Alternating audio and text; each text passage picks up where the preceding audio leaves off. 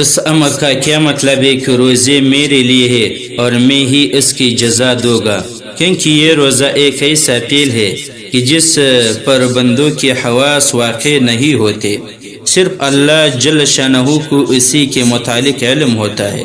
تو روزہ بندوں کے درمیان ایک ایسی عبادت ہے کہ جس کے متعلق صرف اللہ کو معلوم ہوتا ہے، اس لیے اس کو اللہ نے اپنے ذات کی طرف منسوب کیا ہے جو روزے میرے لیے ہے اور میں ہی اس کی جزا دوں گا۔ یہ ایک ایسی عبادت ہے جس میں اللہ کے سوا کسی کو شریک نہیں کیا جاتا، کیونکہ اکثر لوگ جو بتوں کو سجدہ کرتے ہیں، سورج اور چاند کے لیے نماز ادا کرتے ہیں اور بتوں کے لیے صدقہ کرتے ہیں، اور یہ کافر لوگ ہیں، لیکن کوئی بندہ سورج، چاند اور بتوں کے لیے یا آگ کے لیے روزہ نہیں رکھتا، بلکہ صرف اللہ کی ذات کے لیے روزہ رکھتا ہے۔ جب اس عبادت میں کسی اور کو شریک نہیں کیا جاتا، اس لیے اللہ تعالیٰ اس کی جزا کی نسبت اپنی طرف فرمائی ہے کہ روزے میرے لیے ہے اور میں ہی اس کی جزا دوں گا، یعنی میں بندے کی بخشش اپنے ربوبیت کے لحاظ سے کروں گا، نہ کہ عبودیت کی استحقاق کی بنا پر کروں گا۔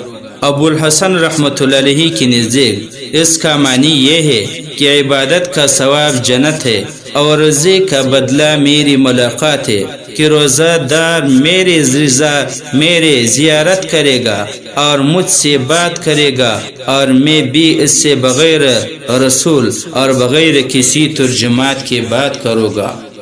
امام اعظم ابو حنیفہ رحمۃ اللہ علیہ کے نزدیک روزے دار کے لیے اپنی بیوی کا بوسہ لینا اور اپنی بیوی کو چھونا جائز ہے جب وہ نفس پر کنٹرول کر سکتا ہو۔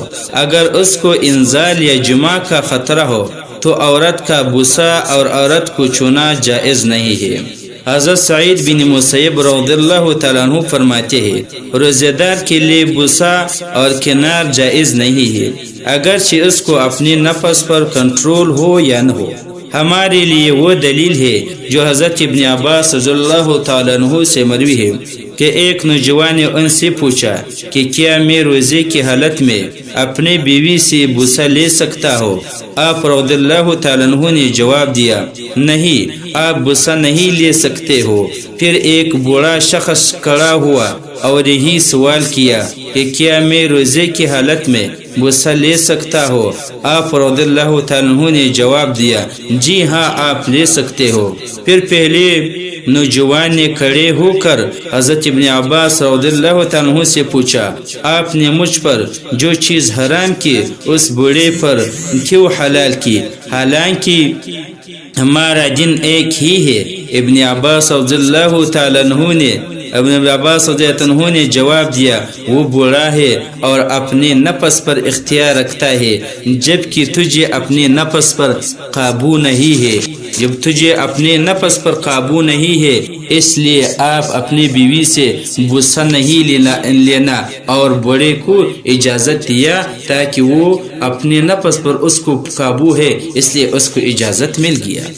بعض نے کہا ہے کہ روزے سے اللہ کی دشمن پر قہر ہے، کیونکہ شیطان کا بری کاموں کی طرف وسیلہ شہوت ہے اور شہوت کھانے پینے سے قوی ہوتی ہے، پس روزے کی وجہ سے اللہ کے دشمن کا غلبہ نہیں ہوتا اور کم کھانے کی وجہ سے نفس ذلیل ہوتا ہے۔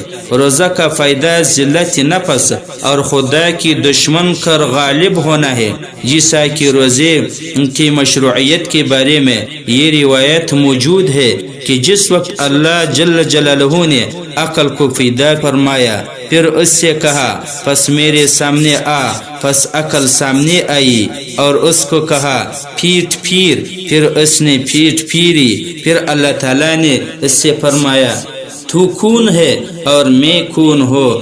تو عقل نے فرمایا میں عقل ہو، میں تیرا بندہ ہو۔ عقل نے جواب دیا تو میرا رب ہے اور میں تیری کمزور قسم کی بندہ ہو۔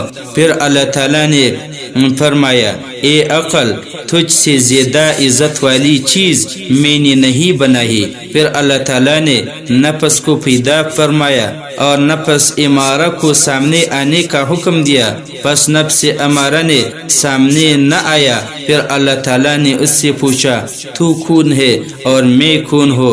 اس نے جواباً کہا میں ہوں اور تو ہے۔ اللہ تعالیٰ نے اس کو 100 برس عذاب دوزخ میں ڈالا، پھر اس سے وہی بات پوچھی، پھر اس نے وہی جواب دیا۔ پھر اللہ تعالیٰ نے اس کو عذاب بھوک میں ڈالا، پھر اس سے پوچھا، پس اس نے اقرار کیا کہ میں بندہ ہوں اور تو رب ہے، اور تو اسی وجہ سے اللہ تعالیٰ نے روزہ رکھنے کو واجب کیا۔